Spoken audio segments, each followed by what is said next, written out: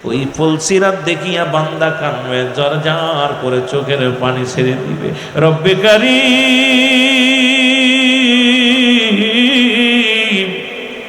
এই ফুলসিরাত আমি কেমনে পার হব? যেমনি নবী যে আমার দেখে ফুলসিরাত দেখিয়া নবী কেঁদেছিল, আল্লাহ আমার উম্মত এই ফুলসিরাত কেমনে পার হবে রে আল্লাহ। আল্লাহ এই ফুলসিরাত এত 3000 বছরের রাস্তাগুলো আমার উম্মতিরা কেমনে পার হবে? রব্বে কারীম ডাক দে বলে, হাবিবে গো, যাদের ঈমান থাকবে, যাদের আমল থাকবে, দুনিয়ার মধ্যে যারা জিন্দেগিটা আমি রব্বে কারীমের পাগল হয়ে ইবাদত বন্দেগী করে আসবে, আমি রব্বে কারীম এমন সহজ করে দিব বিজলির নাই এই ফুলসিরাত সেকেন্ডের মধ্যে, মিনিটের মধ্যে পার হয়ে যাবে। জোরে জোরে চিল্লায় বলা যাবে না আল্লাহু আকবার। জাহান্নামের গায়ের উপর দিয়া জান্নাতের সেতু, আর ওই সেতুর মধ্যে হুক, কাঁটাযুক্ত হুক লাগানো থাকবে। কাঁটাযুক্ত হুক গুলো যখন বান্দার নেকি বদি কম হয়ে যাবে, এই হুক আসিয়া টানদে টানদে বাইর করে নিচে ফেলে দিবে। বান্দাগুলোর টান দিয়া এইরকম বর্ষির মতো হুক লাগানো আছে জাহান্নামের উপর দিয়া। জাহান্নামের উপরে জান্নাতি সেতুর উপরে ওই রাস্তার উপরে দিয়া বড় বড় হুক লাগানো আছে। যখন কোনো পাপিষ্ট বান্দা এই সেতুর মধ্যে উঠবে, এই মানুষগুলোকে হুকগুলো টানদে টানদে ফেলে দিবে। জাহান্নামী ফেরেশতারা হুকুম দিবে, মালিক ফেরেশতা তার সৈন্যদেরকে হুকুম দিবে, যাও যাও ওদেরকে সুরে জাহান্নামের মধ্যে ফেলে রে মুসলমান। এই জাহান্নামের মধ্যে মুসলমান হাবুডুবু খাইবে। সবচেয়ে রাসূল বললেন, একদল আমি জাহান্নামের মধ্যে দেখি রে, একদল মানুষ জাহান্নামের আগুনের নদীর মধ্যে সাঁতার খেলে, সাঁতার কাটে, আবার তারা কুল পেয়ে যায়, কিনারা পেয়ে যায়। রাসূলুল্লাহ বলা পর বলেন, আম্মা জান আয়েশা সিদ্দিকা বলে, ইয়া রাসূলুল্লাহ, ইয়া হাবিবাল্লাহ, এরা কিসের জন্যে ওই জাহান্নামের আগুনের মধ্যে, আগুনের নদীতে সাঁতার কাটে? রাসূলুল্লাহ বলেন, এই পৃথিবীর মধ্যে রাহলত চগলখর, পৃথিবীর মধ্যে যারা এর কথা ওর কাছে বলে বেড়ায়, পরনিন্দাকারী, আজকে বাংলার জমিনে শুধু গীবাতখোর, আজকে শুধু সমালোচনা, আজকে দুনিয়ার মধ্যে শুধু গীবাতখোর। রাসূলুল্লাহ বলেন, এই দুনিয়ার মধ্যে যারা চগলখুরি করবে, তাদের স্থান 1 নম্বরে হবে আগুনের নদীর মধ্যে তারা সাঁতার কাটবে। তাদের নামাজ, তাদের রোজা, দুনিয়ার মধ্যে তারা নামাজও পড়তো, রোজা রাখতো, ভালো আমলও করত, এর জন্য মাঝে মাঝে কিনারা পাবে, আগুনের নদীর কিনারা পাবে। আবার জাহান্নামী ফেরেশতারা হুক দিয়া টান দিয়ে যা পানির ভিতরে ছুঁড়ে মারবে, এরা আগুনের ওই নদীর মধ্যে তাদের কিয়ামত পর্যন্ত থাকবে।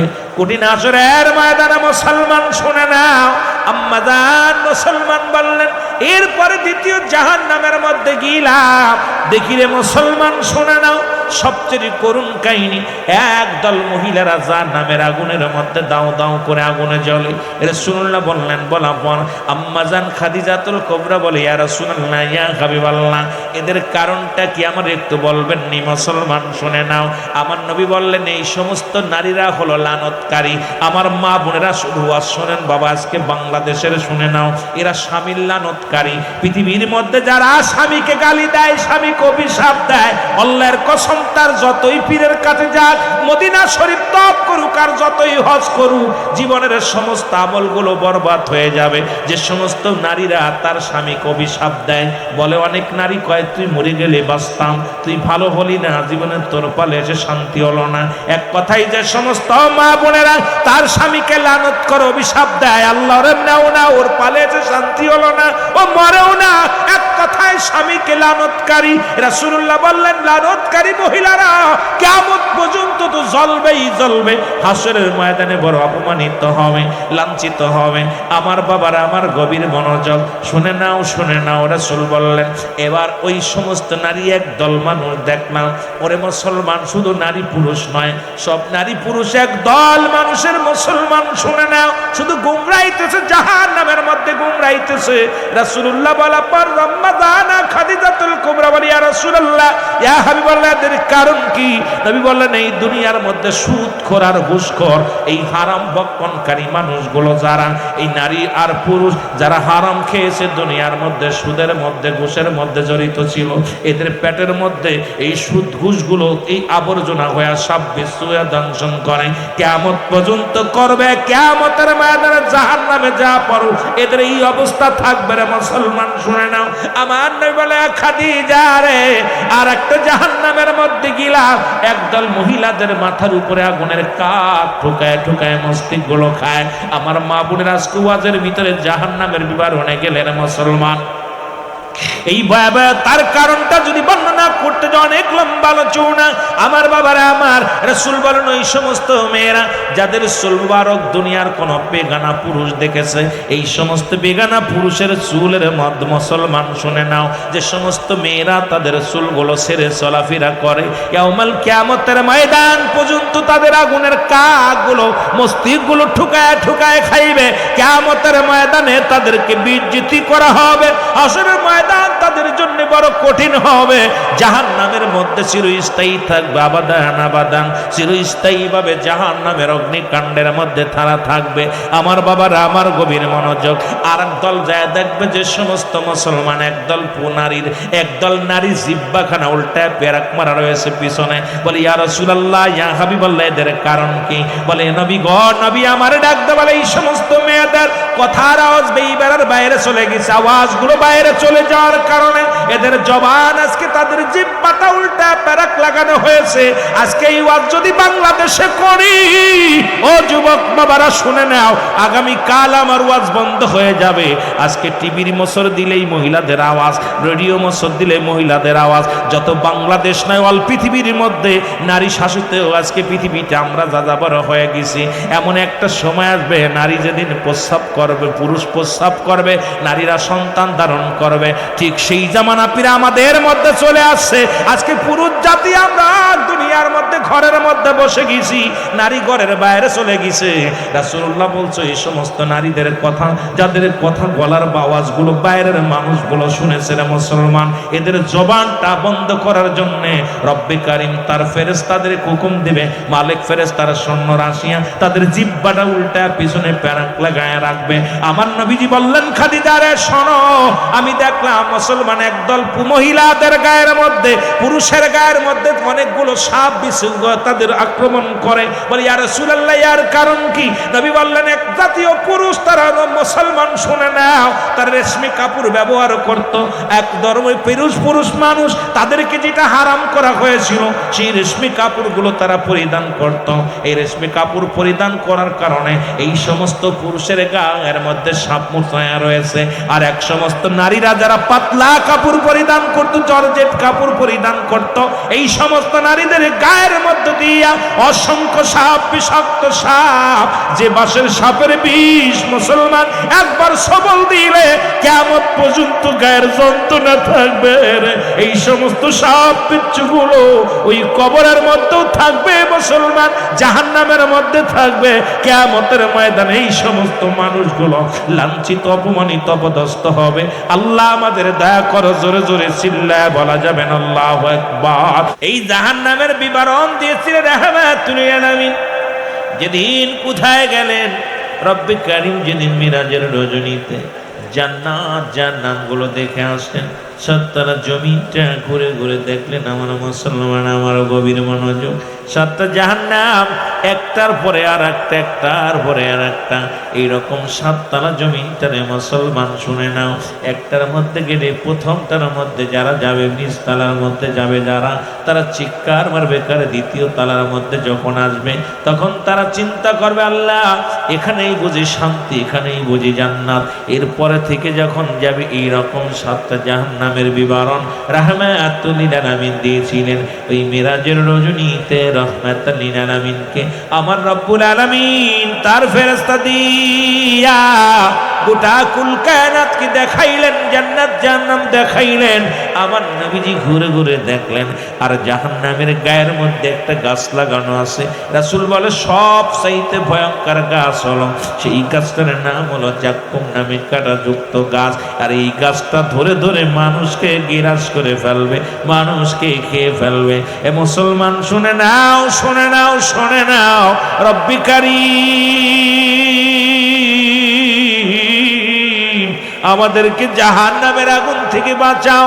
আল্লাহ জাহান্নামের অগ্নিকাণ্ড থেকে বাঁচাও, জাহান্নামের ওই আগুন থেকে আমাদেরকে বাঁচাও। এ মুসলমান গভীর মনোযোগ, কথাগুলো বলতে গেলে অনেক কথা এসে যায়। রাসূল আকরাম সাল্লাল্লাহু আলাইহি ওয়াসাল্লাম, মুসলমান শুনে নাও, ওরে আদম আলাইহিস সালাম থেকে একটা কথা আমার মনে পড়ে গেল। কথাটা আমার, আদম নবী বসে আছে, আদম আলাইহিস সালামের মাছ আসলেন বা খাবার আসলেন পাক করে খাওয়ার জন্য। এমন সময় কাঁচা খাওয়ার মতো নয়, আদম আলাইহিস সালাম দাবি করলেন, আল্লাহ তুমি আমার একটু আগুনের ব্যবস্থা করে দাও। সঙ্গে সঙ্গে আগুন আসলেন, এই আগুনটা যে পাতিলের মধ্যে রাখলেন, পাতিলটা পুড়িয়ে এবারে মুসলমান আগুনটা জাহান্নামে চলে গেলেন। একবার নয়, দুবার নয়, 7 বার জাহান্নামে চলে গেলেন। এবার মুসলমান জিগাইলেন জিবরিল আমিনের কাছে, জিবরিল আমিন রে ওই আগুনখানা কোথায় গেল?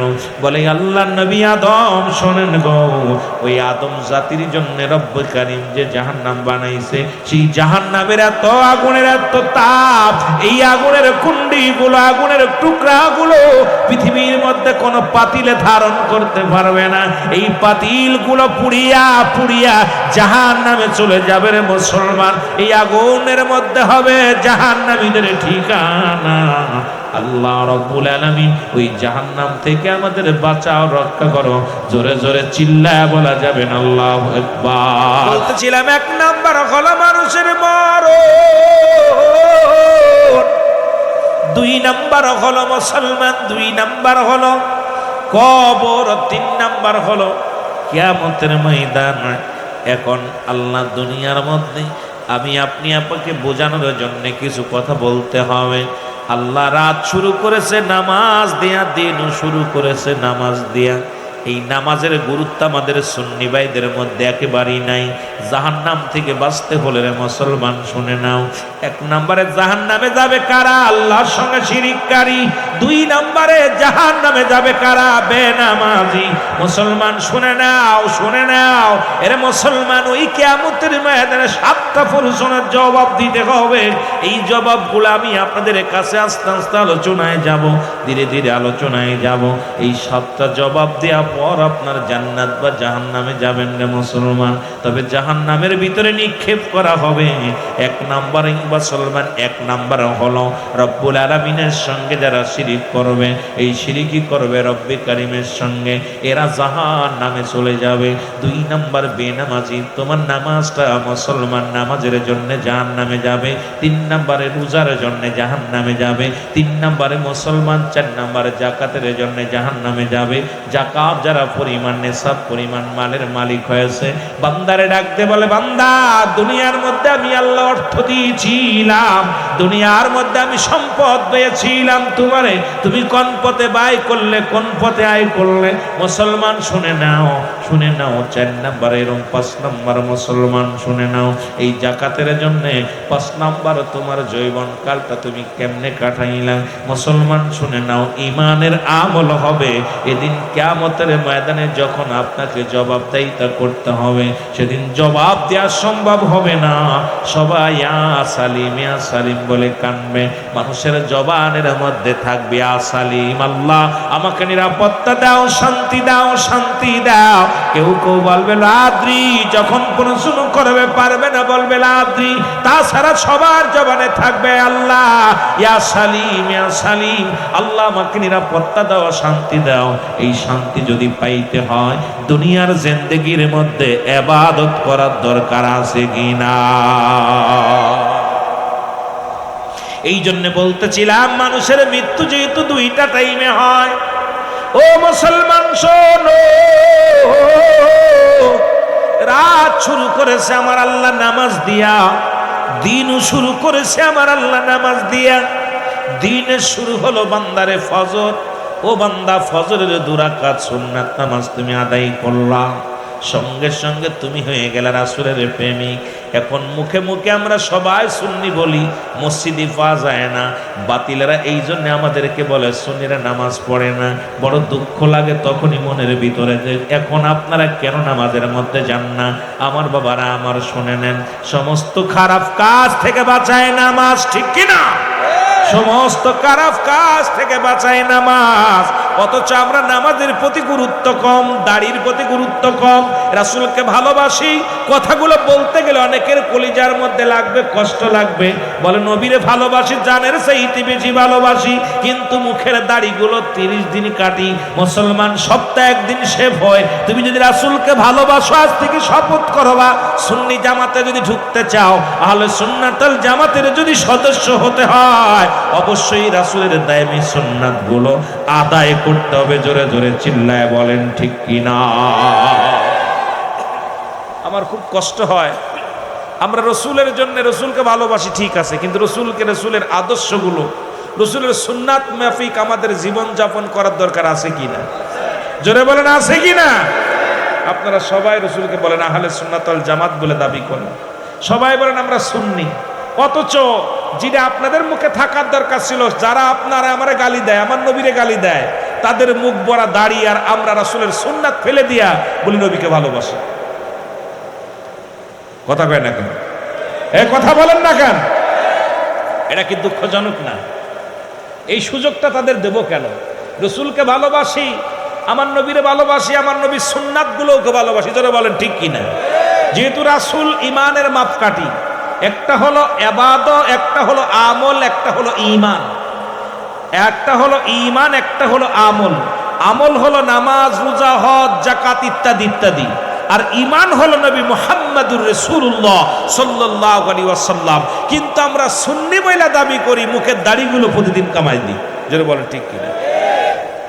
আমি বলি আপনারা এখন আমার রাসূলের সুন্নাত যারা আদায় করেন না, যারা রাসূলের সুন্নাতের উপরে গুরুত্ব দেন না, আমি তাদের বলি সুন্নি জামাতে থাকার ইখতিয়ার তাদের নাই। যদি আমার উপরে কষ্ট পান, তবু আমি বলে যাব, আজ থেকে প্রতিজ্ঞা করব রাসূলের দাইমি সুন্নাতগুলো আমরা ফংখানে ফংখানে আমল করব। জোরে বলেন ঠিক কিনা? রাজি আছেন? জোরে বলেন রাজি আছেন?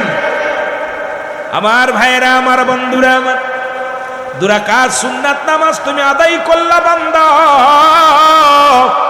তুমি হয়ে গেলে আমার রাসূলের প্রেমিক। এবার 2 রাকাত ফরজ নামাজ তুমি আদায় করলা, সঙ্গে সঙ্গে তুমি হয়ে গেলে আমার আল্লাহর গোলাম। এখন রাতের দিনের মধ্যে যদি তোমার মরণ হয়, 1 নম্বরে তুমি হবা আমার নবীর প্রেমিক, আল্লাহর গোলাম। জোরে জোরে চিল্লায়া বলা যাবে না সুবহানাল্লাহ? এখন যারা ফজরের নামাজ পড়েন নাই, তারা কি নবীর প্রেমিক হতে পারছেন না আল্লাহর গোলাম হতে পারছেন? কথা বলেন না কেন? ওয়াজ শোনা নফল বন্দেগী, নামাজ ছিল ফরজ। মুসা আলাইহিস সালাম যখন রব্বে কারিমের সঙ্গে দিদার করতে গেলেন, তা মুসা নবী বলতেছিল, হে রব্বে কারিম, আপনার কাছে আমার একটা দাবি।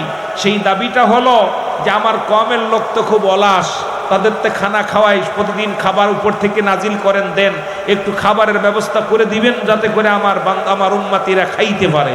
রব্বে কারিম ডাক দে কয়, নবী মুসা, এইটা চিন্তা তোমার করা লাগবে না, কারণ আমি সমস্ত মাকলুকাতকে খাওয়াই, তোমার এই সীমার কম লইয়া শুধু ভাবো, আর চিন্তা অন্য কম নিয়ে ভাবো না, কারণ গোটা কুল কায়নাতকে আমি রব্বে কারিম খাওয়াই। সুবহানাল্লাহ বলেন। মুসা আলাইহিস সালাম কয়, না আল্লাহ, আমার কওমের জন্য আমি দোয়া করলাম। কয়, তোমার দোয়া আমি কবুল করলাম, তবে তুমি যাও, তোমার বিদায় করে দিলাম। মুসা নবী যখন রওনা দিছে, হাতের মধ্যে লাঠি নিয়ে পাহাড়ের মধ্যে দেখে বিশাল একটা পাথর। এই একটা পাথরের মধ্যে কয় বাড়ি মারো। মারছে পাথরের মধ্যে বাড়ি মারার পর পাথরের ভিতরে একটা নদী, এই নদীর ভিতর থেকে বাইর হয়ে আসে, পানির ভিতরে একটা বাড়ি মারো।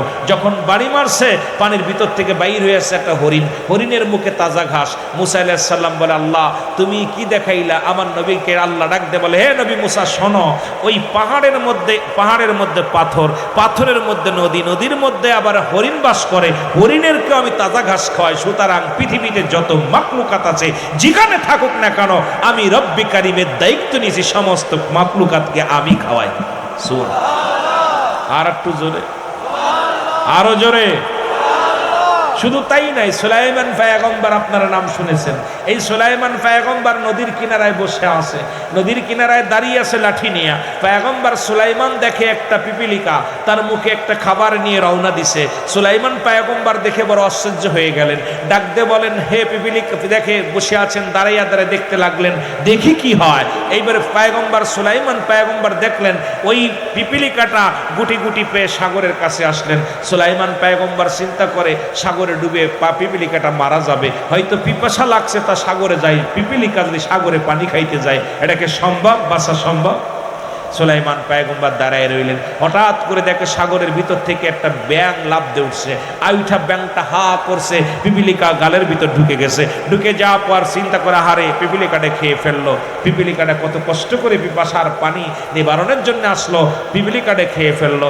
কিছুক্ষণ পরে দেখে আবার ব্যাঙটা লাফ দিয়ে উঠছে, উঠার পর হা করছে, আবার পিপিলিকাটা বাইর হয়ে গুটি গুটি পায়ে হাঁটা শুরু করছে। পিপিলিকাকে ডাক দে সুলাইমান পয়গম্বর ডাক দে বলে, এ সুলাইমান পয়গম্বর, এ পিপিলিকা, একটু আগে তুমি যে খাবার নিয়ে গেলা সেই খাবার কি করলা? পয়গম্বর সুলাইমানের কথা শুনে ডাক দে বলে, হে নবী পয়গম্বর সুলাইমান পয়গম্বর শোনেন, ওই সাগরের মধ্যে পাহাড়ের পাথরের মধ্যে একটা প্রাণী আছে যেটা এমন তার ঠিকান থেকে বারণের মতো পথ নাই, ছোট্ট শৃঙ্গ পথ। ওই প্রাণীটাকে বাঁচানোর জন্যে রব্বে কারিম আমার খাবারের ব্যবস্থা, সারাদিন ভরে আমি খাবার খুঁজে খুঁজে আমি দানাগুলো আনি, আর ব্যাঙ্গের দায়িত্ব দিচ্ছে ওর গালের ভিতরে যাওয়ার পর আমি ভিতরে গেছি, ওই জায়গা ছেড়ে দিছে, আমি ভিতরে যে এই পোকাটা তাকে খানা খাওয়াই আনছি। পয়গম্বর সুলাইমান ডাক দে কয়, রব্বে কারিম, তুমি ওই সাগরের মধ্যে পাথরের মধ্যে একটা পোকা, তাকেও তুমি খাও। আমার আল্লাহ বলে, হে পয়গম্বর সুলাইমান শোনো, সমস্ত মাখলুকাতের খাবার ব্যবস্থা, রিজিকের ব্যবস্থা আমি রব্বে কারিমের। জোরে বলেন না সুবহানাল্লাহ, আরো জোরে। আর সেই মানব জাতি খায় ঘুষ, সেই মানব জাতি খায় সুদ। আরে সুদখোর, ঘুষখোর, এই দুনিয়ার মধ্যে রব্বে কারিম খাওয়ায়। এই ঈমান যাদের নাই এরা খায় সুদ, এই ঈমান যাদের নাই তারা খায় ঘুষ, এই ঈমান যাদের নাই তারা করে জিনা ব্যভিচার, এই ঈমান যাদের নাই তারা সারে নামাজ, এই ঈমান যাদের নাই তারা করে অন্যায়, এই ঈমান যাদের নাই তারা করে দুর্নীতি, এই ঈমান যাদের নাই তারা করে ঠকবাজি। জোরে বলেন ঠিক কিনা? ফজরের নামাজ যেহেতু যখন ছেড়ে দিলা রে বান্দা, তুমি আল্লাহর গোলাম হইতে পারলে না, নবীর উম্মত হইতে পারলা না। দিনের মধ্যে যদি তোমার মরণ হয়ে যায়, তোমার মরণটা হবে কি উপায় হবে? না পাইলা নবীর ভালোবাসা, না পাইলা আল্লাহর গোলামিত্ব। ও মুসলমান, তুমি হইয়া গেলে কি মুসলমান? শুনে নাও, এখন মানুষের হয় রাতে মৃত্যু, না হয় দিনে। এখন দিনের শুরু হলো, চলে গেল রাতের শুরু হলো মাগরিব। মাগরিবের 3 রাকাত ফরজ নামাজ তুমি আদায় করলা। আল্লাহ কয়, বান্দারে, যখন তুমি 3 রাকাত ফরজ নামাজ আদায় করলা, সঙ্গে সঙ্গে আমি আল্লাহর গোলাম হয়ে গেলাম। এবার 2 রাকাত সুন্নাত নামাজ তুমি আদায় করলা, সঙ্গে সঙ্গে তুমি হয়ে গেলা নবীর প্রেমিক। এখন মাগরিবের নামাজ যারা পড়লাম না, যতই নবী নবী বলে পাগলামি করে, নবী কয়, বেনামাজি রে, তোরা আমারে কেমনে ভালোবাসিস? আমি নামাজের জন্য কষ্ট করলাম, নামাজের জন্য মেহনত করলাম। 1 ওয়াক্ত নামাজ যদি কাজা যায়, 80 খুতবা পরিমাণ জাহান্নাম। যারা খুতবা পরিমাণ হলো 2,88,00,000 বছর জাহান্নাম। এখন আপনার জীবন থেকে কত নামাজ চলে গেল? আপনি সুন্নি বলে দাবি করেন, আমার নবী কয় আমি ওরে চিনবো না। জোরে বলেন ঠিক কিনা? নবী কয়, বেনামাজির লগে আমার পর্দা পড়ে যাবে মাঝখানে। রাসূলুল্লাহ আপনার চিনবেন, উম্মতের মাঝখানে বিশাল পর্দা পড়ে যাবে। তখন চিৎকার করবি, ইয়া রাসূলুল্লাহ, ইয়া হাবিবাল্লাহ। মালিক ফেরেশতা কইবে, ওই দাদা চুপ! হাতে পায়ে রশি দিয়া এক একটা জাহান্নামের মধ্যে 70,000 রশি লাগানো থাকবে। যেহেতু জাহান্নামের ভয়াবহতা আলোচনা, আমার বাবারা আমার, জাহান্নামের এক একটা রশির মধ্যে 70,000 ফেরেশতা ধরে টানবে, একবার ধরে টানবে। 70,000 রশি লাগানো। এই জাহান্নামটা কত বড় হবে? এই জাহান্নাম, এ মুসলমান, কত বড় হবে যে 70,000 রশি লাগানো থাকবে, টেনে হিসড়ে জাহান্নাম চলে যাবে। তখন জাহান্নাম এই মানুষের কান্না দেখে পালাবে। জাহান্নামকে ডাক দিয়ে বলবে, আল্লাহ তুমি কোথায় পালাও? বলবে, আল্লাহ আপনার বান্দাবান্দির করুণ কান্না সহ্য করতে পারি না, দাউ দাউ করে আগুন জ্বলে, ছেলে কান্দে মায়ের জন্য, মায়ে কান্দে ছেলের জন্য, সবাই তো কান্দে, এই কান্না সহ্য করতে পারি না। আমার রব্বে কারিম ডাক দিয়ে বলবে, এ জাহান্নাম, তোমাকে বানিয়েছি আমি নাফরমানীদেরকে সাইজ করার জন্য, সুতরাং নামাজ পড়বা না, শরীয়তের বিধান মানবা না, আমার রাসূলুল্লাহ দিদার নিয়ে চিন্তা করে রাসূলুল্লাহও চিনবে না, আমার রাসূলের সঙ্গে পর্দা পড়ে যাবে, এপার থেকে রাসূলুল্লাহর জন্য কানবে, ইয়া রাসূলুল্লাহ আমাকে দয়া করেন, পর্দার ভিতর থেকে আওয়াজ পাবে, দেখতে পাবে না। আর একমাত্র রাসূলের অনুকরণ অনুসরণকারী নবীর রঙে রঙ্গিত যারা থাকবে, আমার রাসূলুল্লাহর রঙের সঙ্গে আদর্শের সঙ্গে যাদের আদর্শের মিল থাকবে, আমার রাসূলুল্লাহ বলবে, উম্মতিরা রে, তোরা আল্লাহকেও দেখিস নাই, আমাকেও দেখিস নাই, আমি নবী আজকে তোদের জান্নাতের মধ্যে হাজির। রব্বে কারীম বলবে, ইয়া রাসূলুল্লাহ, আপনি শুধু নয়, আমি রব্বে কারীমকে যারা না দেখে সিজদা করেছে, লা সালাত ইল্লা বিহুজুরিল কল, লা কখন ইল্লা ব্যতীত হুজুর মানে হাজির নাদের কল মানে আত্মা, সালাত মানে নামাজ, যখন নামাজের মধ্যে আমাকে না দেখে সিজদায় লুটিয়ে পড়েছিল, আমি রব্বে কারীম আজকে ওই বান্দা বান্দির সামনে হাজির হয়ে যাব বিনা পর্দায়। জোরে বলেন না সুবহানাল্লাহ। দুইটা দল, একটা হলো হুসাইনি, একটা হলো ইয়াজিদি।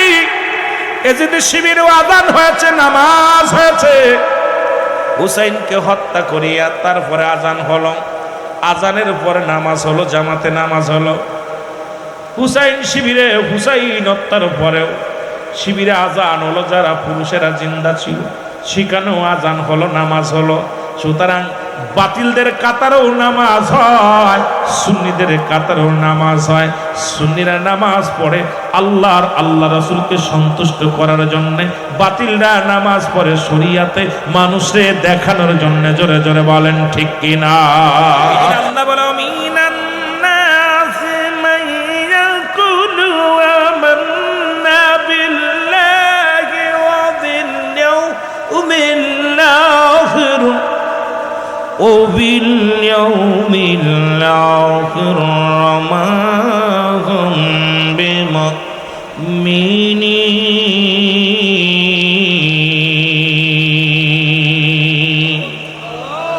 আল্লাহ কয়, হাবিব রে, মিনান নাস, মানুষের মধ্যে মাকুল, তারা বলবে আমার নাত্র ঈমান আনছে বিল্লাহি, আল্লাহর প্রতি।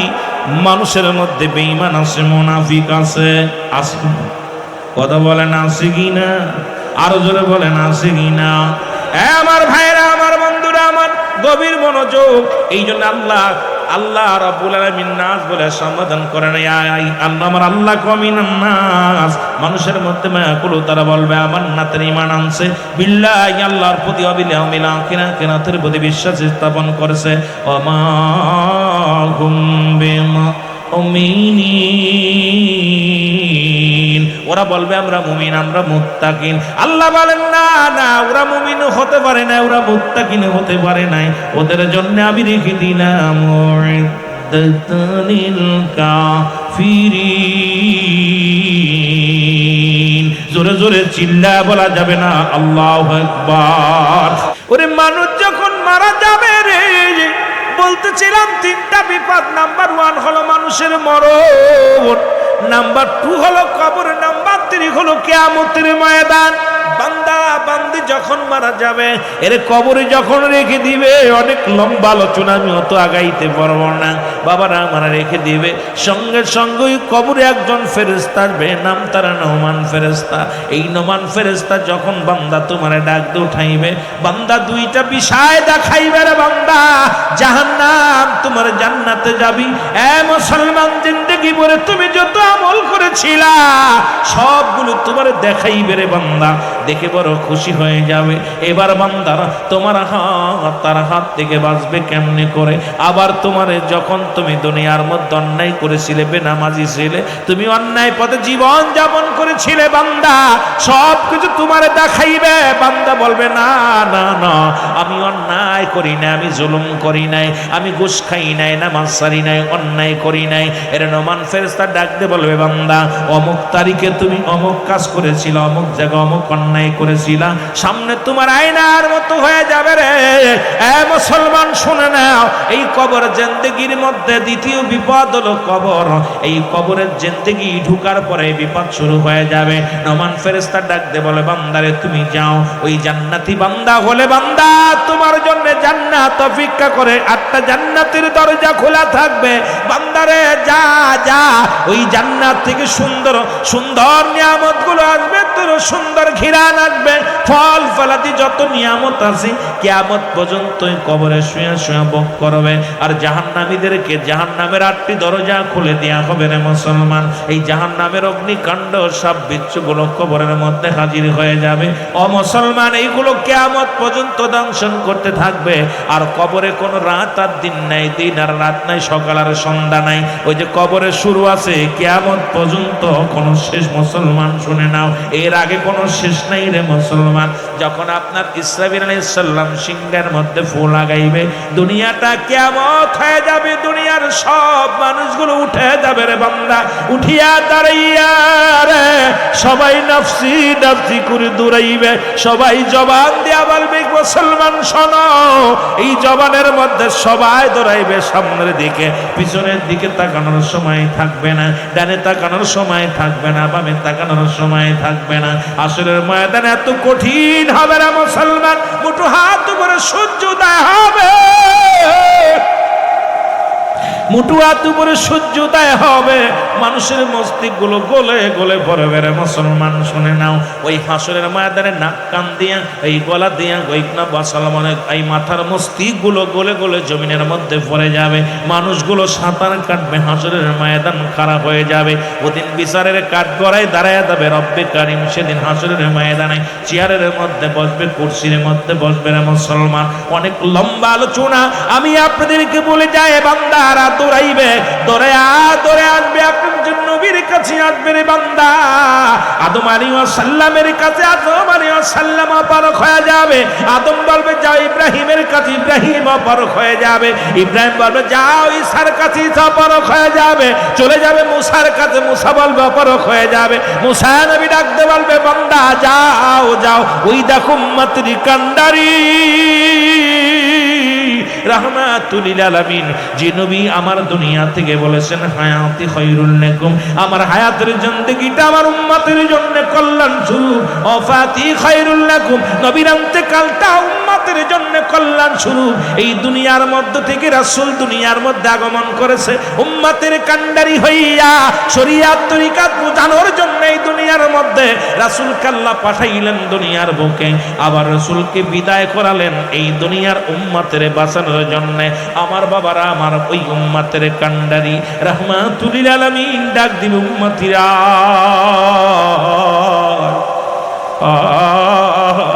উম্মতিরা আমার নবীরে যারা চিনবে ওই হাসরের ময়দানে তারাও বিপদ থেকে বেঁচে যাবে।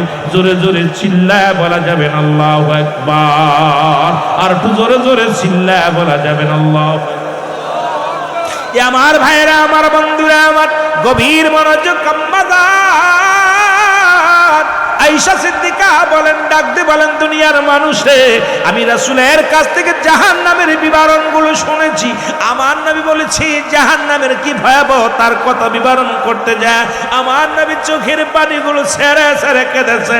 আম্মা জান খাদিজাতুল কুবরা বলেন, দুনিয়ার মানুষ শোনো, আমিও রাসূলের কাছ থেকে জাহান্নামের বিবরণ শুনেছি, জান্নাতের বিবরণগুলো শুনেছি। আমার নবী জাহান্নামের বিবরণ দিতে যায়, নবী চোখ দিয়া অজর জোরে চোখের পানিগুলো ঝর ঝর করে ছেড়ে দিচ্ছে। কারণ উম্মতের কান্ডারি রে মায়ার নবীজি, আম্মা জান আয়েশা বলে আমার নবীজি জাহান্নামের বর্ণনা দিতে যাইয়া আমার নবীজি চোখের পানি ধরে রাখতে পারে নাই। রাসূলুল্লাহ চোখের পানিগুলো অঝার ঝরে ঝরতেছিল। আমি রাসূলকে বলতেছিলাম, ইয়া রাসূলুল্লাহ, ইয়া হাবিবাল্লাহ, আপনার চোখে কেন পানি, আপনি কেন এত কান্নাকাটি করেন? আমার নবীর ডাক দিয়ে বলেন, আয়েশা খাদিজা শোনো, আমার রব্বে কারীম জাহান্নাম দেখাইলো, ওই জাহান্নামে আমার উম্মতিদের ওই দৃশ্য দেখিয়া আমি নবী সইতে পারি নাই। আমি সারা জীবন উম্মতের কান্ডারি হয়ে কাঁদলাম। ওই জাহান্নামের অগ্নিকাণ্ডে আমার উম্মতিরা হাবুডুবু খাইবে, ওই জাহান্নামের আগুনে পুড়ে পুড়ে ছাই হয়ে যাবে। মুসলমান গভীর মনোযোগ, এই নবীজি বিবরণ দিচ্ছে জাহান্নামের, জোরে জোরে চিল্লা বলা যাবে না আল্লাহু আকবার। জাহান্নামের আগুন মাবুদ সইতে পারবো না,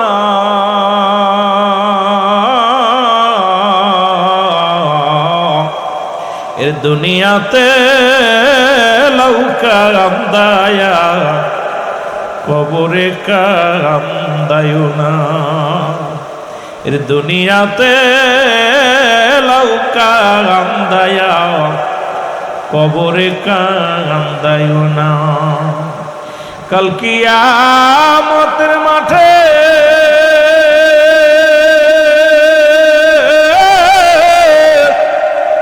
আরশের নিচে ছায়া পেতে কাল কিয়ামতের মাঠে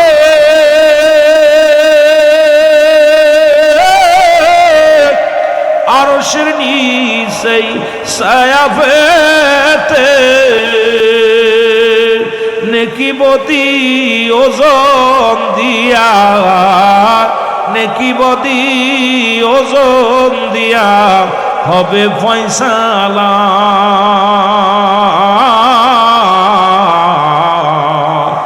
দুনিয়াতে লৌকা কান্দায়া কবরে কান্দায়ো না, দুনিয়াতে লৌকা কান্দায়া কবরে জাহান্নামের আগুন মাবুদ, জাহান্নামের আগুন মাবুদ সইতে পারবো না।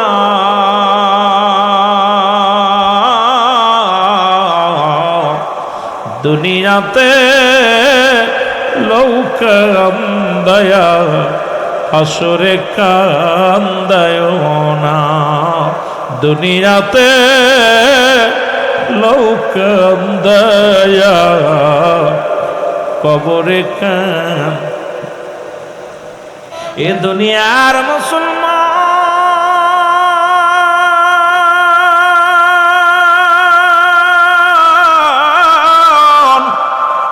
এ জীবন জীবন নয়, এমন একটা জীবন আসবে যে দেশে গেলে মানুষের বিচার হয়, যে দেশে গেলে মানুষের হিসাব হয়, যে দেশে গেলে মানুষ আর কোনোদিন ফিরে আসে না।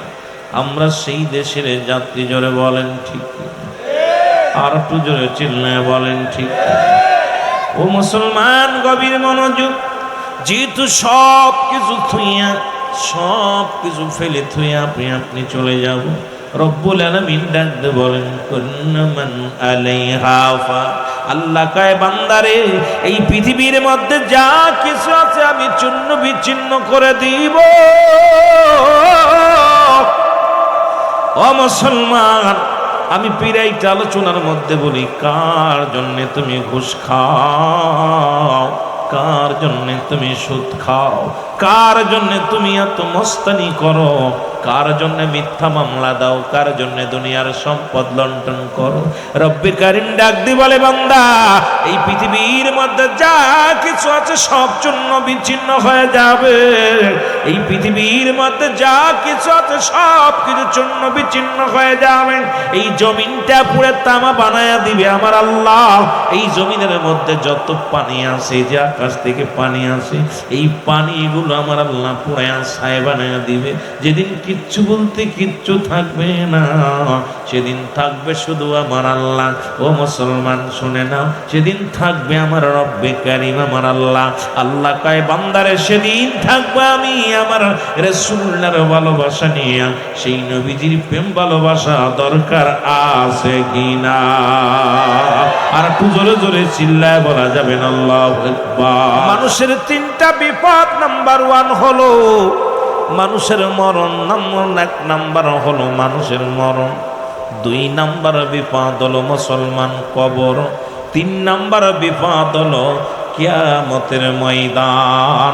যেদিন হাসরের ময়দান হবে, জাহান্নামের গায়ের উপর দিয়া জান্নাতি সেতুখানা হবে রে মুসলমান। এই সেতুখানা এমনও হবে, তোর মুসলমান দিলের কান্ডা লাগা শোনো, ও দুনিয়ার মুসলমান দিলের কান্ডা লাগা শোনো। ওই হাসরের ময়দানে রব্বি কারীম যেদিন বিচারের কাঠগড়ায় দাঁড় করে দিবে রে, এই মানুষগুলোর পার হওয়ার হাসরের ময়দান পার হবে, জাহান্নামের উপর দিয়ে হাসমস জান্নাতি সেতু থাকবে, এই সেতুখানা পার হইয়া জান্নাতে চলে যাবে। এই সেতুখানা বা কোন কোন কিতাবের মধ্যে আছে মুসলমান 3000 বছর, মুসলমান 3000 বছর লাগবে এই সেতুটা পার হওয়ার জন্যে। 1 বছর লাগবে সেতুর মধ্যে উঠতে, 1 বছর পার হওয়া করতে, আর 1 বছর লাগবে নামতে। মুসলমান এই 3000 বছর, 1000 বছর লাগবে শুধু উঠতে, 2 সিঁড়ি বাইয়া উঠতে। 2000 বছর মুসলমান ওকে অতিক্রম করার জন্য 3000 বছর লাগবে নামতে। এই জাহান্নামের উপর দিয়ে সেতুখানা পার হইয়া আল্লাহর জান্নাতে যেতে হবে। জোরে বলো মারহাবা। এই সেতুখানা পার হবে মুসলমান, এত ধারালো থাকবে তরবারির মতো, মুসলমান ধারালো চিকুন হবে চুলের ন্যায়। এর মধ্যে আমার বাবারা রাস্তা দিয়ে হাঁটতে গেলে চিলিপিং করে হাত পা ভেঙে যায়, রাস্তা দিয়ে চলতে পারি না। আর কিয়ামতের ময়দানে, হাসরের ময়দানে যেদিন রব্বি কারীম আপনাকে আমাকে পারের জন্য বলবে, সেদিন কেমনে পার হব আমি আপনি? ও মুসলমান দাঁড়াও দেখি, সাথে নিয়ে যাও কোরআন খানি। আওয়াজ বাড়ান মাইকে বলেন, ও মুসলমান দাঁড়াও, সাথে নিয়ে যাও আমল খানি। বলো সাথে নিয়ে। ঘোর বিপদে অন্ধকারে, ঘোর বিপদে অন্ধকারে আমলি হবে তোমার সঙ্গের সাথী। ও মুসলমান দাঁড়াও দেখি, বলো ও মুসলমান, সাথে নিয়ে যাও আমল খানি। বলো সাথে নিয়ে যাও। দুদিনেরই দুনিয়াতে করছো কি? দুনিয়ায় দুদিনের দুনিয়াতে করছো কি? যেখানে থাকতে হবে চিরদিনই, যেখানে থাকতে হবে চিরদিনই, আমল করো তাই সবাই মিলি। ও মুসলমান দাঁড়াও দেখি, বলো ও মুসলমান, সাথে নিয়ে যাও আমল খানি। বলো সাথে নিয়ে খানি। বলো ও মুসলমান দাঁড়াও, সাথে নিয়ে যাও। নামাজ রোজা হজ যাকাত দিয়া দেহটাকে নেও পবিত্র করিয়া। নামাজ রোজা হজ যাকাত দিয়া দেহটাকে লও পবিত্র করিয়া। থাকবে সুখে কবরেরই মাঝে, অগ থাকবে সুখে কবরেরই মাঝে, শান্তি পাবে হাসরেরই মাঠে। অগ শান্তি পাবে হাসরেরই মাঠে। তাই আমি তোমাদের বিনয় করে বলি, ও মুসলমান দাঁড়াও দেখি, বলো ও মুসলমান, সাথে নিয়ে যাও আমল খানি। বলো ও মুসলমান, সাথে নিয়ে যাও আমল খানি। বলো সাথে নিয়ে। এর ঘোর বিপদে অন্ধকারে, ঘোর বিপদে আরে আমলি হবে তোমার সঙ্গের সাথী। ও মুসলমান দাঁড়াও, সাথে নিয়ে যাও আমল খানি। বলো ও মুসলমান, সাথে নিয়ে যাও আমল খানি। লা ইলাহা, আরো জোরে বলেন লা, আরো জোরে লা ইলাহা। এ দুনিয়ার মুসলমান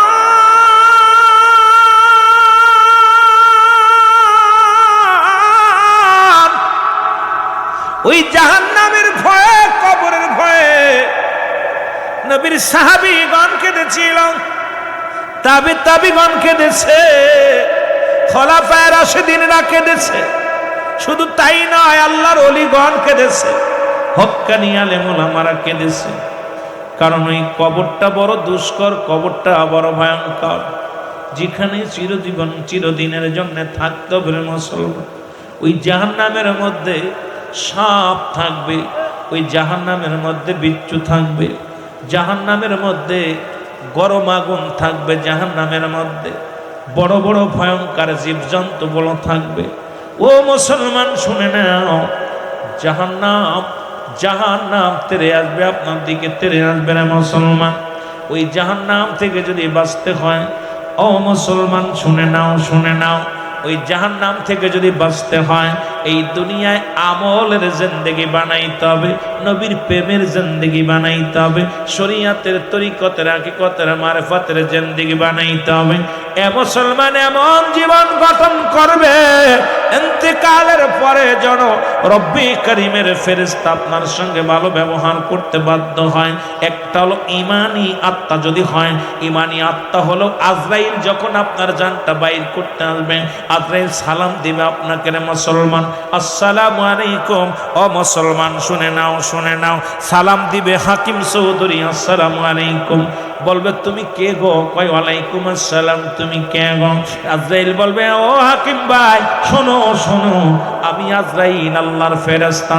পৃথিবীর মধ্যে মুসলমান ভালো করে দিলের কান্ডা লাগান, শুনে নাও, আমি আজরাইল। বলে তুমি কেন আসছো? বলে আব্দুল হাকিম রে, আপনাকে আসরের নামাজের পরে বিদায় নিতে হবে।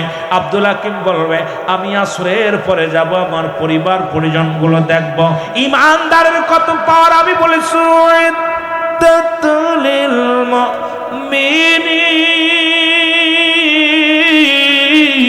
ওরে মুমিনের কত, মুত্তাকিনদের কত পাওয়ার, মুমিনের কত পাওয়ার, মুমিনের জন্য প্রস্তুতি আছে একটা জান্নাত। আর জান্নাতি মানুষের পাওয়ার কেমন এটা বলতে যাইয়া আপনাদেরকে একটু বুঝাতে যাইয়া পিছনের দিকে চলে যায়। এবার আব্দুল হাকিম ডাক দে বলবে ও ফেরেশতা শোনো, আপনজনদের দেখা হয়ে যাবে। ফেরেশতা জিবরিল আমিন চলে, আজরাইল আলাইহিস সালাম চলে আসবেন।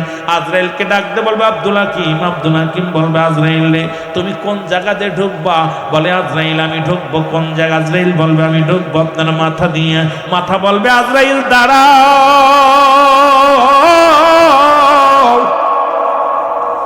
ওরে আমি দুনিয়ার মধ্যে কোনো মানুষের সিজদা মারি নাই, দুনিয়ার মধ্যে আমি আমার রব্বে করিমের সিজদা করেছি।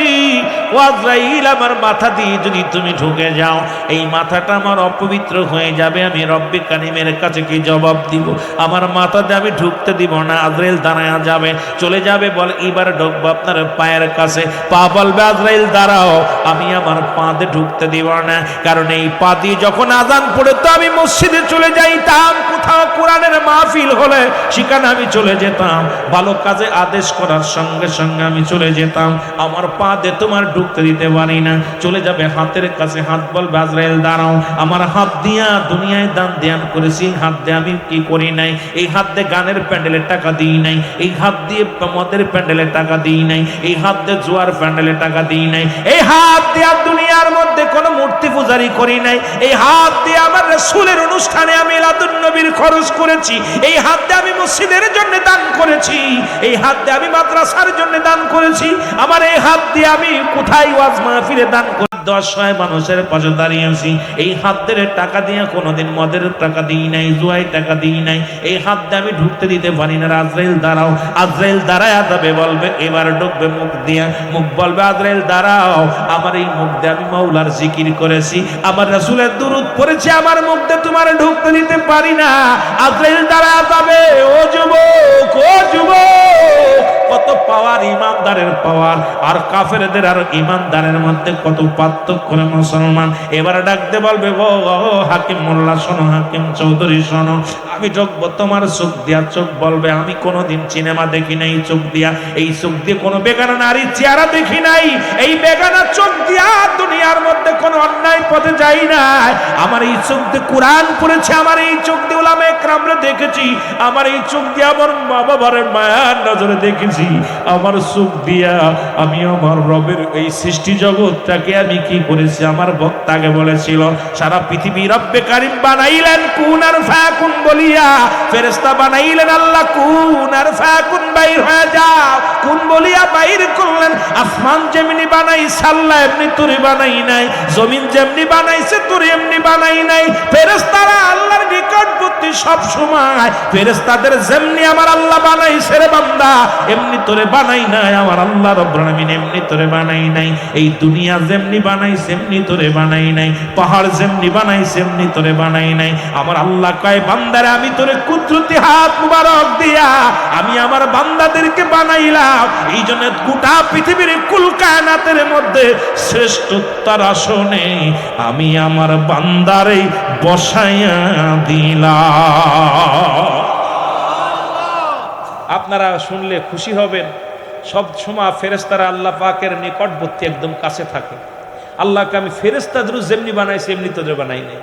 আমি আমার কুদরতি হাত দিয়া আমি আমার বান্দারে বানাইছি। এই বান্দা সিজদা করবে আমারে, এই বান্দা আমি আল্লাহরে ডাকবে, আমি এত মায়া করে আদর করে বানাইছি। সুবহানাল্লাহ কইতেন নি? আরো জোরে, আরো জোরে। এই মানুষের এত দাম, এই মানুষের এত দাম। এই যে আপনার মুখের দিক তাকায় দেখেন, আরবিতে বলে ফাকমুন, ইংলিশে বলে ফেস, বাংলায় বলে মুখমণ্ডল। তাকায় দেখেন কত সুন্দর আকৃতি, কত সুন্দর নাক, কত সুন্দর চোখ, কত সুন্দর দাঁত, কত সুন্দর আপনার দেহখানার মুখের দিকে তাকায়, আয়নার দিকে তাকায় দেখবেন আল্লাহ আপনাকে কত সুন্দর করেছে। এই সৌন্দর্যের শেষ নাই। সুবহানাল্লাহ বলেন আরো জোরে। রব্বে কারিম তার কুদরতি হাত মুবারক দিয়ে আপনার এই দেহ মুবারক, আপনার মাথা মুবারক এইটুক বানাইছে আল্লাহ রব্বুল আলামিন। এইটুক বানাইছে ফেরেশতা দিয়া তোরা হয়ে যা, আর বাকিটুক রব্বে কারিম এই মাথা থেকে গলা থেকে শুরু করে আপনার মাথা মুবারক এই আপনার ফেসটা, এই ফেসটা আমার রব্বে কারিম নিজের কুদরতি হাত দিয়ে বানাইছে।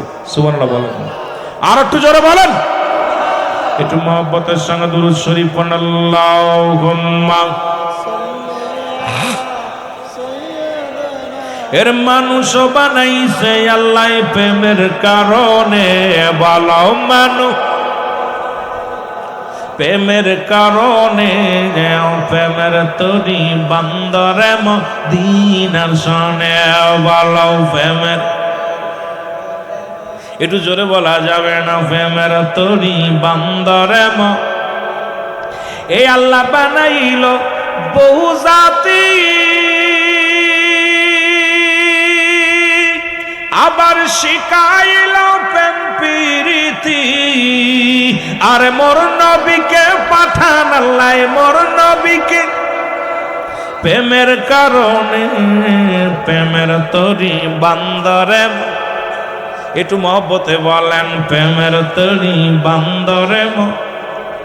এর মানুষ বানাইছে আল্লাহ প্রেমের কারণে, বলো মানুষ বানাইছে আল্লাহ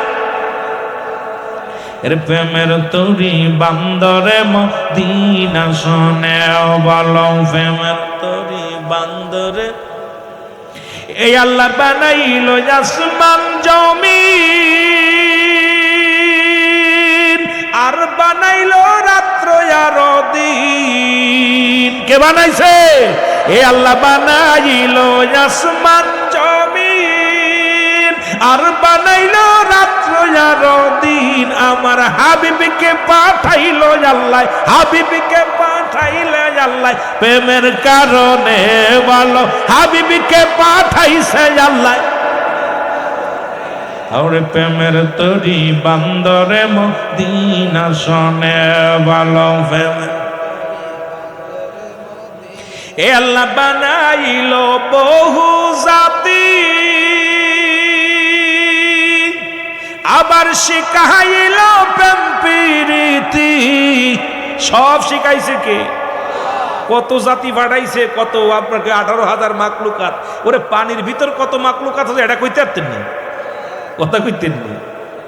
এর বানাইল বহু জাতি, আবার শিখাইল প্রেম প্রীতি। আর নবীকে পাঠাইল আল্লাহ, হাবিবকে প্রেমের কারণে, প্রেমের তরি বান্দরে মদিনা শোনে, বলো প্রেমের তরি। মানুষ বানাইছে আল্লাহ প্রেমের কারণে, বলো মানুষ বানাইছে আল্লাহ ওরে প্রেমের তরি বান্দরে মদিনা শোনে বলো প্রেমের তরি বান্দর। যুবক বন্ধুরা শোনো, রব্বে কারিম কত ভালোবেসে, একটু আগে বললাম হাবিবকে কেন পাঠাই, নবী বললাম ও মায়াতি খায়রুল লাকুম। মজার একটা বিষয়, নবী বলেন হায়াতি খায়রুল লাকুম, আমার হায়াতের জিন্দেগিটা আমার উম্মতের জন্য কল্যাণ স্বরূপ। সুবহানাল্লাহ বলেন, আর একটু জোরে বলেন না। শরিয়াত তরিকত হাকিকত মারেফাত, বান্দা কেমনে উম্মাত কেমনে ঘর করবে, উম্মাত কেমনে স্বামী স্ত্রী থাকবো, উম্মাত কেমনে জীবন যাপন করবে, উম্মাত কেমনে সংসার জীবন করব, উম্মাত কেমনে ব্যবসা করব, উম্মাত কেমনে কি করবে, এটা শিখানোর জন্য রব্বে কারিম আমার উম্মাতের মাঝে পাঠাইছে। সুবহানাল্লাহ কইতেন আরো জোরে, এ বাতিলেরা হোক। নবীজি কয় হায়াতি খায়রুল লাকুম, আমার হায়াতের জিন্দেগিটা উম্মাতের জন্য কি, কথা বলেন না, উম্মাতের জন্য রহমত। সুবহানাল্লাহ বলেন না। আবার আল্লাহর নবীজি বলতেছেন ওফাতি খায়রুল লাকুম, আমার ওফাতটাও মামায়াতি খায়রুল লাকুম, আমার নবীকে আমার ওফাতটাও আমার উম্মাতের জন্য কল্যাণ স্বরূপ। কারণ কোন উম্মাত যদি গুনাহের কাজ করে, আমি নবী সঙ্গে সঙ্গে, আমি নবী সর্বপ্রথম যদি কোনো বান্দা ভালো কাজ করে, তা আমি আল্লাহর কাছে প্রশংসা করি, আল্লাহ অমুক গ্রামে হাকিম চৌধুরী সাহেব ভালো কাজ করছে, নামাজ পড়ছে, রোজা রাখছে, কোরআন পড়ছে, আল্লাহ তার জন্য প্রশংসা করে নবীজি। ছেলে ভালো রেজাল্ট করলে বাবাই প্রশংসা করে, ক্লাসের প্রধান শিক্ষক প্রশংসা করে, গ্রামবাসী প্রশংসা করে, ছেলেটা লেখাপড়া করছে, এ প্লাস পাইছে, ছেলেটা ভালো ছিল, সবাই প্রশংসা করে। জোরে কোন ঠিক কিনা? রাসূলুল্লাহ ঠিক যখন কোনো উম্মাত ভালো কর্ম করে, ভালো কাজ করে, রাসূলুল্লাহ প্রশংসা করে, আল্লাহ আমার অমুক বান্দা, আমার অনেক বান্দি কত সুন্দর কাজ করেছে, আমার নবী প্রশংসা করে। আবার কোন উম্মাত যদি গুনাহের কাজ করে, রাসূল বলে আমি সঙ্গে সঙ্গে আমার রব্বে কারীমের কাছে ইস্তেগফার করি, আল্লাহ আমার অমুক বান্দা গুনাহ করেছে, তুমি তারে মাফ করে দাও। এই অদমের দলেরা হন, আমরা কেন নবী নবী কইরা ফালাফালি করি, কেন নবীর জন্য কান্দি? আসল হাকিকতটা হন বাবা। আমার নবী কয় উম্মাতের জন্য আমি তওবা করি, ইস্তেগফার করি, আল্লাহর কাছে মাফ চাই। বাবারে আমার ছেলে যদি অন্যায় করে, বাবাই মাফ চায়। গ্রামবাসী যদি বাবাই না পারে, গ্রামের কোনো ছেলে অন্যায় করলে মেম্বার চেয়ারম্যান যে মাফ চায়, ভাই আমার ছেলেটা অন্যায় করছে, মাফ করে দাও। আমার বাবারা এমন নবীর উম্মত হইলাম, ভুল করি আমরা, মাফ চাই আমার নবী। সেই নবীর পক্ষে থাকার দরকার আছে কিনা? এই জন্য আমরা এই নবীর পক্ষে থাকি। যেন বলেন ঠিক কিনা? কেন আমরা নবী নবী কয়া ফালাফালি করি? এটার হাকিকতটা বুঝলে তোরাও ফালাইতি। কারণ যে নবী আমার কান্ডারি, আমার একমাত্র বিপদের দরদি বন্ধু, নবী লাগবে কবরে, নবী লাগবে হাসরে, নবী লাগবে ফুলসিরাতে, নবী লাগবে ইয়াউমুল কিয়ামতের ময়দানে। নবী বিনে কোনো বান্ধব নাই, নবী বিনে কোনো দরদি নাই, নবী বিনে কোনো উপায় নাই। সেই নবীজির ভালোবাসা যার অন্তরে যতটুক, তার ঈমান বলতে ততটুক। নবীর প্রেম ভালোবাসা যার অন্তরে নাই, তার ঈমান বলতে কিচ্ছু নাই, সরাসর বেঈমান। জোরে বলেন ঠিক কিনা? যে কথা বলতেছিলাম দাদু ভাইয়েরা আমার শুনে নেন, ওই কিয়ামতের ময়দানে 3 দল লোক হাজির হয়ে যাবে। সর্বশেষ এই কথাটা 2-4 মিনিট কথা বলে শেষ করব। রাত 1:30 বাজতে চললো, আর আগাবো না। বাবারা আমার, মা ফাতেমা তো জরা, যেহেতু মহরম মাস, সেই জন্য আমি হাসরের ময়দান থেকে, জাহান্নাম থেকে একটু এদিকে চলে আসি। বিস্তারিত যদি জাহান্নামের আলোচনা করি, ওই জাহান্নামের মুসলমান শুনে নাও, জাহান্নামীদের উরুত হবে কত বড়, দাঁত হবে কত বড়, ওদের দেহ মুবারক কত বড়, চুল হবে কত বড়, নখ হবে কত বড়, এরা হবে কত বড়, এইগুলো নিয়ে যদি আলোচনা করি আরো ঘন্টা নেক আলোচনা করার দরকার। জাহান্নামীদের বিবরণ, জাহান্নামীদের গঠন, জাহান্নামীদের বর্ণনা করতে গেলে সময়ের দরকার। মুসলমান শুনে নাও, ও আমার বাবারা, আমার দিলের কান্ডা লাগানো শোনো। সর্বপরিচিত আমি প্রধান অতিথি, সব গবেষণা, সব আলোচনা যেটা শুনলাম, সর্বোপরি আমাদেরকে কিয়ামতের ময়দানে অনেকে বলে 73 দল লোক হবে, 72 দল জাহান্নামে যাবে, 1 দল হবে জান্নাতি। এই দল মুসলমান আমরা বলে আহলে সুন্নাতুল জামাত, সেই দল। জোরে জোরে বলেন মারহাবা। ওরে মুমিন থাই হুঁশিয়ার, আপনাদের চট্টগ্রামের লোক কয় চলছে ধর্ম নিয়া বাড়াবাড়ি, চলছে ধর্ম নিয়া বাড়াবাড়ি, আগুনি মানের বাজারে, থাইকো হুঁশিয়ারে মুমিন, থাইকো হুঁশিয়ারে মুমিন, থাই উম্মত হবে 73 দল, ৭২ দল যাবে রসাতল, বলছে নবী ধনে। জোরে বলেন ঠিক কিনা? এর বর্তমানে বাতিল ফেরকা দেশটা গেছে ভরে। জোরে বলেন ঠিক কিনা? আমার কথাটা বালা, তবে আমি গানটা পারি না। মেলা আগে তো শুনেছিলাম, মাঝে মাঝে এক কলি। এই জন্য বলি, মুমিন থাইক হুঁশিয়ারে মুমিন, চলছে ধর্ম নিয়া বাড়াবাড়ি, চলছে ধর্ম নিয়া আগুন ইমানের বাজারে, থাইক হুঁশিয়ারে মুমিন। এর ৩ দল মানুষ হাজির হয়ে যাবে। একদল মানুষেরা মা ফাতিমা খাতুনে জান্নাত, মা ফাতেমা তো জরা, জনম দুঃখিনী মা গো, হাসুরির এক পারে কানতে কানতে দৌড়াইবে। এক হাতে থাকবে রক্ত মাখা জামা, এক হাতে থাকবে বিষের পেয়ালা। এরে মুসলমান, সন্তানের লাশ বাবার কাঁধে, বাবার লাশ সন্তানের কাঁধে। কোন মা পৃথিবীর বুকে এমন কোন মা আসেনি রে, যারা এই সন্তানের দেহখানা, সন্তানের লাশ দেখে সহ্য করতে পারে রে মুসলমান। এক হাতে থাকবে রক্ত মাখা জামা, আর এক হাতে থাকবে মুসলমান বিষের পেয়ালা। কানবে, আল্লাহ আমি বিচার চাই, আরশ মোল্লার মালিক।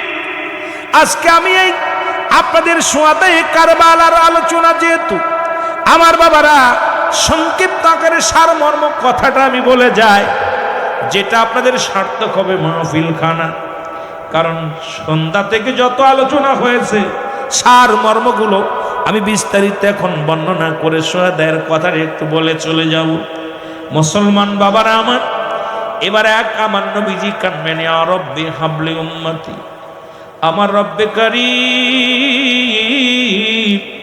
দেখবে একদিকে কান্দে জনম দুঃখী মা, এক হাতে তার বিষের পেয়ালা, এক হাতে তার রক্ত মাখা জামা। এদিকে আর এক পারে কান্দে রহমতের নবী, রাহমাতাল লিল আলামিন। রব্বি কারীম ডাকতে বলবে, হাবিব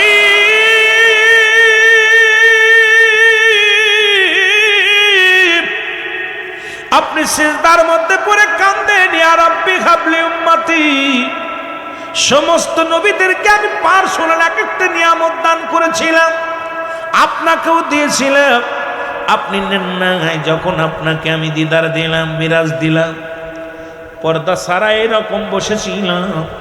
নবী গো, আপনাকে আমি বারবার বলেছিলাম, ইয়া রাসূলুল্লাহ, ইয়া হাবিবাল্লাহ, নবী গো, ও বন্ধু একটু চান আমার কাছে, আপনি কি চান? যা চাবেন আমি তাই দিব। হাঁকা যা অনেক, কম দিব না, এত পরিমাণ দিব নবী গো, পরিপূর্ণ করে দিব, কম দিব না, অনেক দিব। নবী গো, আপনি 3বার গো হাবিব, পৃথিবীর মধ্যে কোন নবীর আমি বন্ধু বলে ডাকি নাই, একমাত্র আপনাকে আমি বন্ধু বলে ডাক দিছি রে আমার। এজিদ ছিল দামেস্কের শাহী মসজিদের ইমাম। আমার বাজানেরা, উনি ইমামতি করতেন। উনি অনেকেই বলে 5 ওয়াক্ত নামাজ পড়তেন। শোনেন, হ্যাঁ উনি নামাজ পড়তেন, নামাজ পড়াইতেন। নামাজ শুধু পড়তেন না, উনি নামাজ পড়াইতেন। ইমাম ছিল, যার পিছে 1.25 লক্ষ মানুষ নামাজ আদায় করত। এজিদের চরিত্র ছিল নাম্বার 1, সে ছিল সুদখোর। নাম্বার 3 নাম্বার 2 সে ছিল নারীখোর।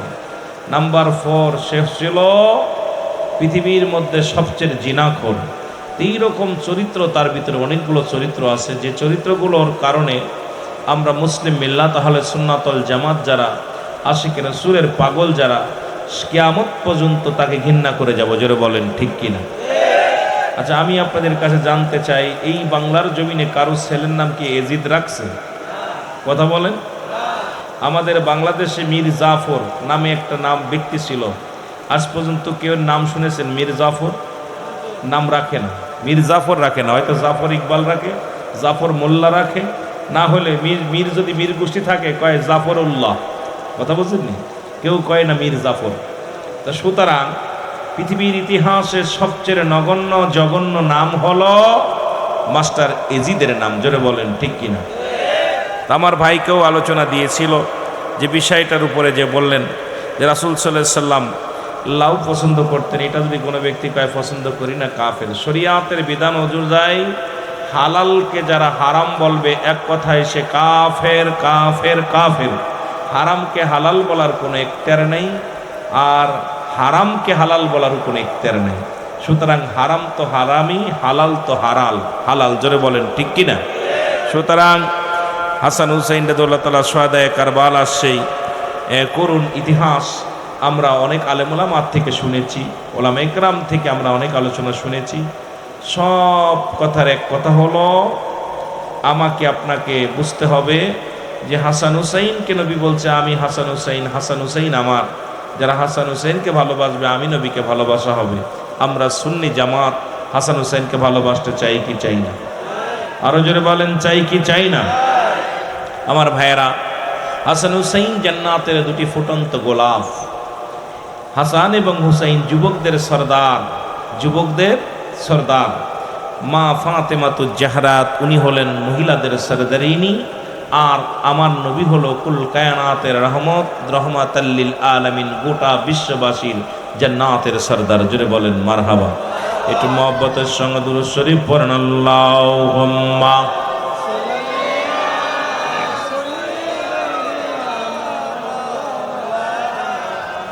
ওয়ালা আলি সাইয়্যিদিনা। এ দুনিয়ার মুসলমান, গভীর মনোযোগ। আপনাদেরকে আমার যে আলোচনা জাহান্নামের ভয়াবহতা, শাস্তির বিধানের কথাগুলো, আমার আলোচনা আল্লাহ বলেন বিসমিল্লাহির রাহমানির রাহিম। উইদ্দাতুন লিল কাফিরিন। এক কথায় কাফের বেঈমান মুনাফিকদের জন্য রব্বুল আলামিন প্রস্তুতি করে রাখছে, একটা নয়, দুটি নয়, 7-7টা জাহান্নাম। কয়টা জাহান্নাম? জোরে বলেন কয়টা জাহান্নাম? আর একটু জোরে বলেন কয়টা জাহান্নাম?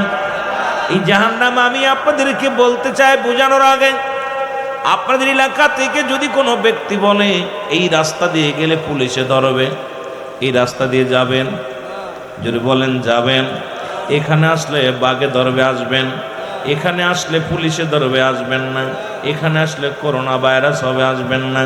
কারণ আপনার চিন্তা ধারণা থাকে এখানে গেলে বিপদ ঘটবে। রব্বে কারিম দুনিয়া সৃষ্টির আগে, দুনিয়া সৃষ্টি করিয়া কোন কায়নাত বানাইয়া রব্বে কারিম দুইটা জায়গা করলেন, একটা হলো জাহান্নাম, একটা হলো জান্নাত। আল্লাহ বলে মুমিনদের জন্য, কাফের বেঈমানদের জন্য আমি প্রস্তুতি করে রাখলাম 7টা জাহান্নাম, আর মুসলমান মুমিনদের জন্য, ইমানদারদের জন্য আমি রেখে দিলাম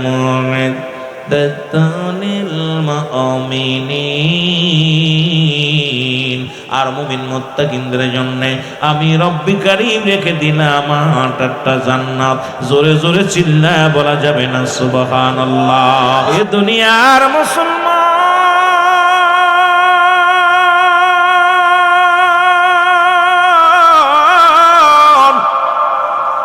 পৃথিবীর মধ্যে আসার একটা সিরিয়াল আছে, যার কোনো সিরিয়াল নাই।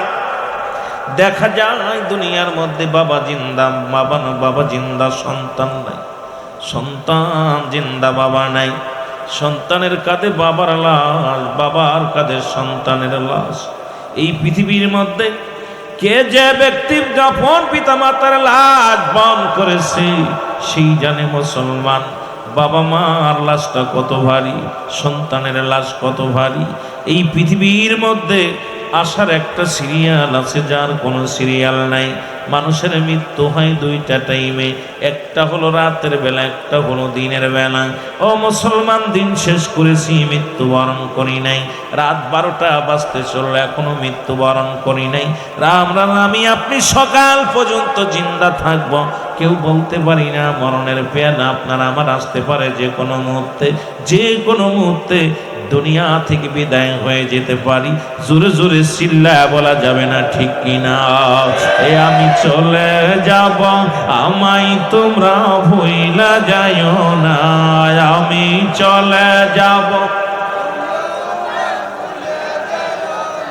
ডানে বামে মাটি আমার মাটির বিছানা, ডানে। ভাই সুন্দর একটা গজল গাইলেন। আলোচনার প্রতি আমি বিষয়, যেহেতু আজকে মরণ কবর দিয়ে আলোচনা, জাহান্নাম দিয়ে আলোচনা আস্তে আস্তে যায়। আমি চলে যাব, আমায় তোমরা বইলা যাইও না। আমি চলে যাব না, আমার মরণ আসিবে কখন কেউ তো জানি না। আমার